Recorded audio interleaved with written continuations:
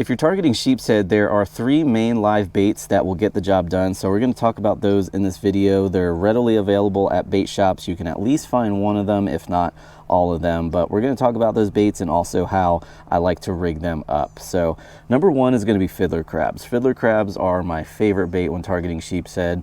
They are oftentimes not available at the bait shops if we get a really good cold snap, because they just can't be caught. They're burrowed in the ground when it gets cold, but when it warms up, you should start finding them readily available at the bait shops.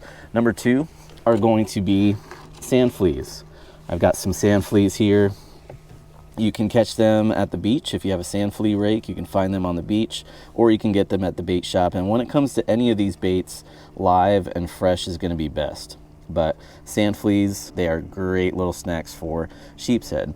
And then my least favorite bait, but it will get the job done, is going to be shrimp. You know, everything eats shrimp, and if you put one down there on the bottom, you're gonna get a lot of bait stealers. So you're gonna have to get yourself a lot of shrimp if you're going after sheepshead fishing around structure, because a lot of other species will tear them up. Now, when it comes to rigging up these baits, I keep it very simple, very finesse. You don't need a crazy rig to go after these fish. And I just keep it simple with a small split shot. The weight will vary depending on how deep you're fishing, or you know, if there's a lot of current, you may want to add a little bit more weight. But have yourself some split shots.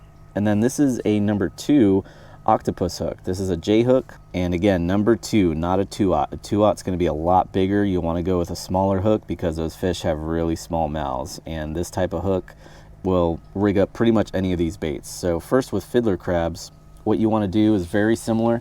I actually don't have any here with me today because the bait shop didn't have any, but very similar to how I would rig up a sand flea. So with the sand flea, you just want to go through the bottom of the sand flea up through the top like so, and that's all you need to do. Now, sometimes you may see that the sheepshead are just picking out the insides, and if that's the case, I will just rig up the next one with the hook point inside of the sand flea. So now it's hidden inside the sand flea, so if a sheepshead goes to eat the insides, then it's going to get that hook point. Now, when it comes to shrimp, again, I like to use fresh shrimp. I don't like to use old frozen shrimp, because when it thaws out, it just falls right off the hook, and it's easy for those bait stealers and also the sheepshead to pick off. So what I like to do is basically take the body, you know, I'll pinch the tail fin off, I'll take the body from the head, I'll get rid of the head here, and I'll basically split the body in 2 depending on the size of the shrimp. Again, you want a nice small bait for these fish. They don't have big mouths. And very similar to how, again, I would rig up the sand flea or the fiddler crab, I'll go through the soft portion of the shrimp, then out through the top of the shell. Just like so. Easy snack for sheepshead. Now, the last thing I want to share here is the setup that I have. When you're targeting sheepshead, you want something that has good sensitivity, because those fish just peck at your bait. It's really hard to feel the bite. So number 1, use braided line. Braided line doesn't have any stretch, so you're going to feel a lot of those bites much better with braided line. And go light. You know, 8 to 10 pound is plenty for those fish, unless you're targeting, you know, really big sheepshead around a lot of structure. You can get away with 8 to 10 pound braid. Leader, same thing. You want to go light, because these fish can be very picky.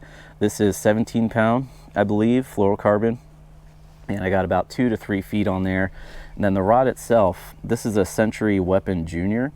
This is actually a custom rod I had made, but these rods are very sensitive, so you want to have a rod that has pretty good stiffness to it. That way you can feel those bites. If the rod tip is too soft, you're really not going to feel those bites. So have a nice sturdy rod, and that'll also help you get those fish out of that structure. Then the reel, nothing big. This is our Otis 2500, which holds plenty of line. Again, you're not really casting for these fish, and they're not going to take a lot of line. So you can go with a 2500 or even smaller, like a 1000 size reel, and that will get the job done. And now the bait is just the beginning. You actually need to know where to target these fish, or else the bait means nothing. So if you need help with that, highly recommend checking us out at saltstrong.com/free.